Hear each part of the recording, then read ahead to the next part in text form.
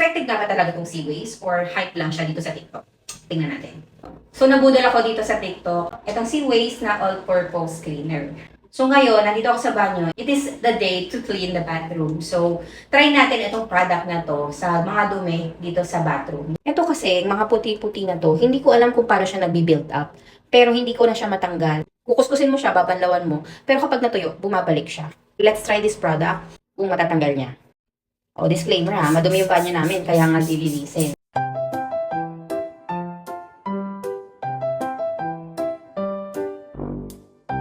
So, itong product na to, wala namang instruction na pag-i-stayin mo siya for ilang minutes. So, I think pwede na siyang linisin. So, gamit lang tayo ng brush para kuskusin yung dito. Ayan. Marami dito eh. Tapos dito din, kuskusin natin. Yung nandito.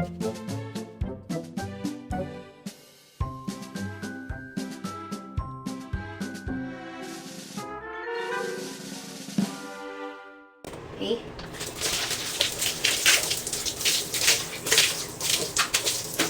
Ayan. Tadan! Ayan na siya. Meron lang hindi natanggal to, no? Ayun yung puti. Sorry, apply tayo. Ano ba to?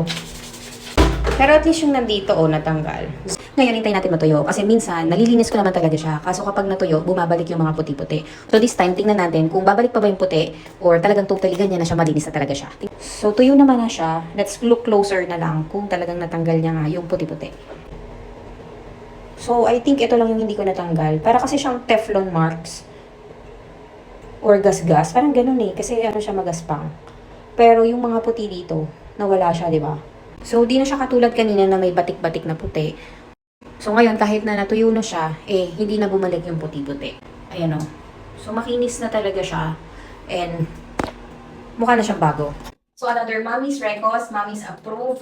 This one, the Seaways All-Purpose Cleaner. Kasi effective siya, hindi siya masakit sa hands. Tingnan niyo, naka-bare hands lang ako, pero hindi siya makati sa hands, wala siyang irritation. It really clean po talaga yung mga greases, lalo na sa mga bathroom, sa kitchen. Mga mommies, kung gusto niyo mabilis yung paglinis niyo, onting babad lang, onting gusto sa natanggal na agad. So, you need to have this at home. Check out mo na yan.